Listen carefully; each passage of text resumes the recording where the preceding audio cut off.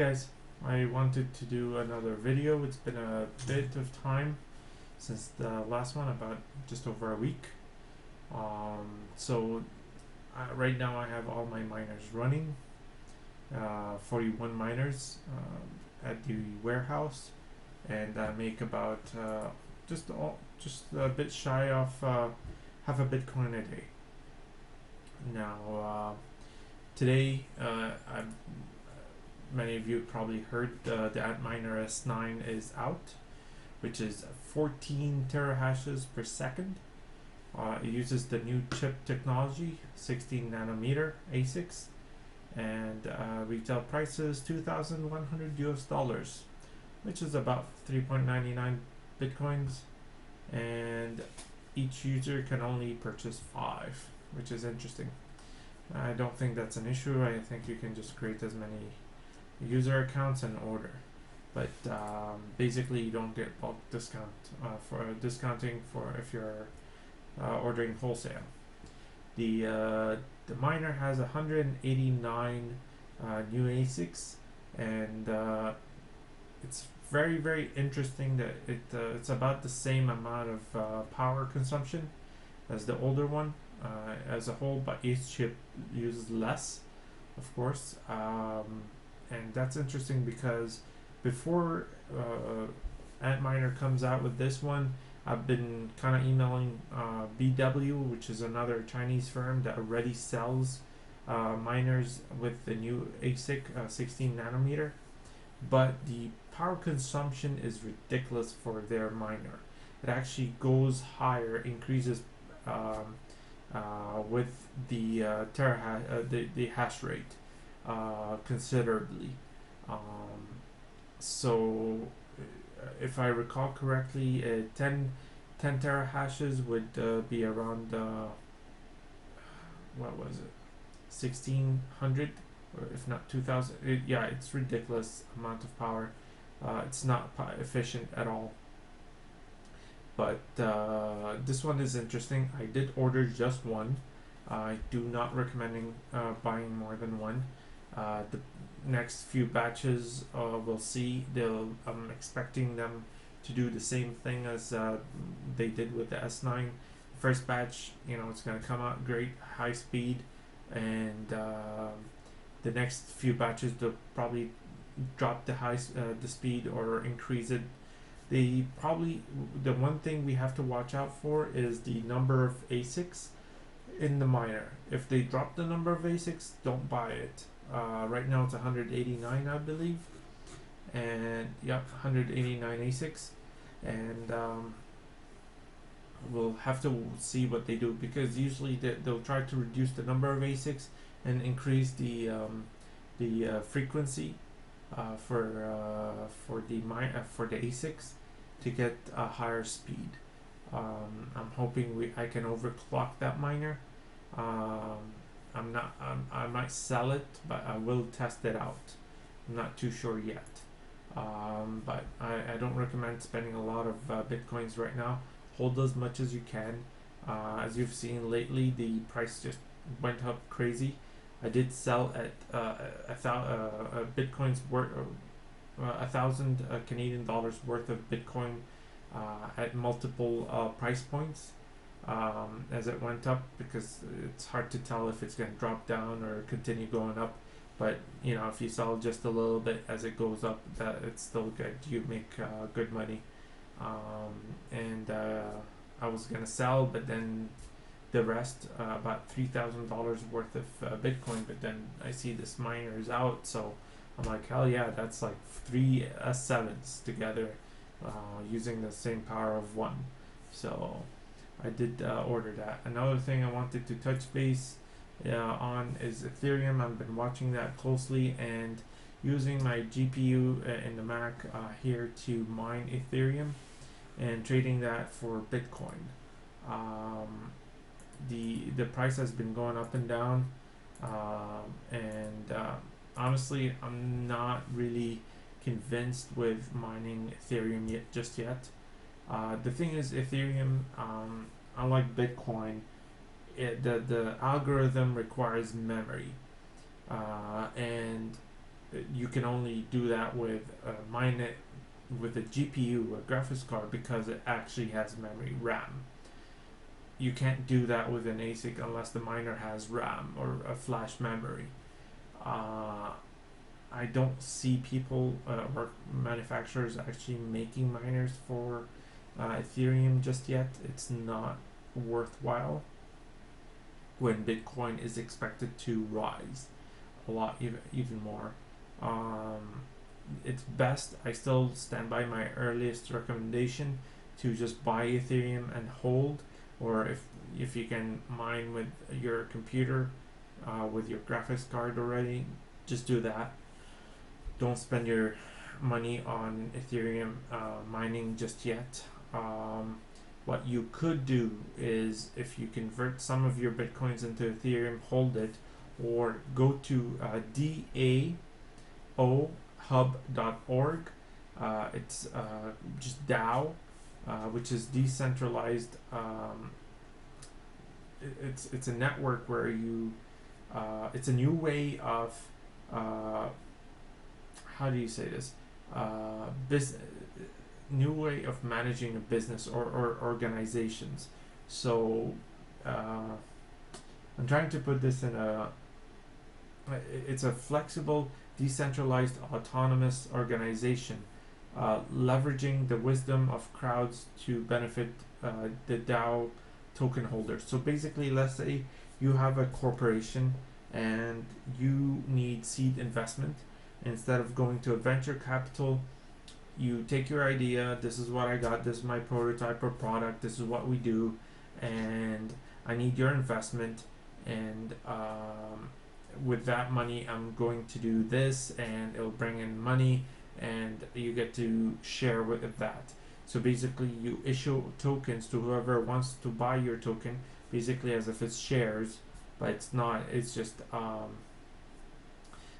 and they get a say in your project or organization. And you use Ethereum to do that. So if you go to DAOhub.org, you can learn more about it. It's very interesting. I'm looking into that, and there is a few startups that are that you could invest in. Right now, I think the seed or crowdfunding for those has ended. But if you watch out for any new ones, it'll be interesting if you can get in, because it's just like investing, except it's not. You're not looking into investing in on a market where like, it's not like buying stocks where you're as a small person or individual, you're threatened by high frequency trading. So this is a little bit better. Do look into it, do your research. I'm still in the middle of that. I see it as an interesting way, because if you're organizing something or your corporation, and you can use this to trade with contractors, with customers, and it's an interesting way of doing business. And this is what I expected and talked about with about Ethereum. It will facilitate doing business, but as a currency, I don't see it as a currency. I think I see things getting settled with Bitcoin. And if you hold Bitcoin long enough, I think you'll benefit a lot. If you're selling right now everything you got, don't do that. It's really a terrible idea. You're missing out on future gains. Here's the thing. I've been reading a lot, and was really bothered by KNC's comments, where the guy doesn't understand why or how the Chinese miners are making money or staying in business, and he's claiming bankruptcy. Well, if you're a mining company that develops your own miners, well, you might want to sell miners to people. First of all, that company tried to sell miners that didn't work very well, took the orders money and invested it in building the miners and running it themselves. they did not work on the thing is, if you're doing something retail or commercial retail use, you will build the infrastructure for actually manufacturing proper equipment that you can use yourself. If you're just manufacturing for yourself, you're gonna start cutting corners um, and doing things half-assed. Um, and if you do things way too good, like Spindoolies, it's gonna cost you too much. Why Chinese miners are making money, like Bitmain, for example, they make miners that sell for commercial retail use, they sell for wholesale, and they run their own data centers. They also run their own pool. So here's revenue streams from selling the equipment. They have a revenue stream from mining Bitcoin, and they have a revenue stream from running their own pool. Fees, basically. Transaction fees, all the transaction fees they kept themselves. You take a look at KNC, well, they developed the miners, that's a lot of money, R&D, and then manufacturing, and you put the equipment into use, just mining. Well, that's your only revenue stream. You don't have any other revenue streams, and they run their own pool. Well, guess what? You're not gonna make money. Uh, it doesn't make sense. For miners like us at a smaller scale, you have to understand whatever money you're putting into buying the equipment, do not look at it as, okay, I'm gonna get a return on my investment. Yeah, no, it's the technology is not there. Beyond 16 nanometer, I don't see going further. Maybe it just will be reduction in power consumption and just little increases in speed, but it's not gonna go beyond that.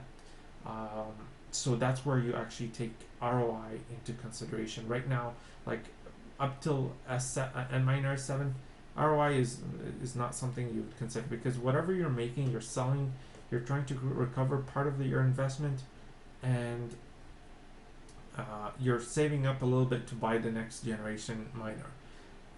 What I'm gonna do, since I have 40 miners, 20 of which I've already run for a very long time, and the other 20 are brand new. They just started running them since I upgraded the electrical service. I'm going to phase out the first 20 slowly, and probably sell them for cheap, and then I will replace them slowly with the new Antminer S9 as they come out in later batches at cheaper prices.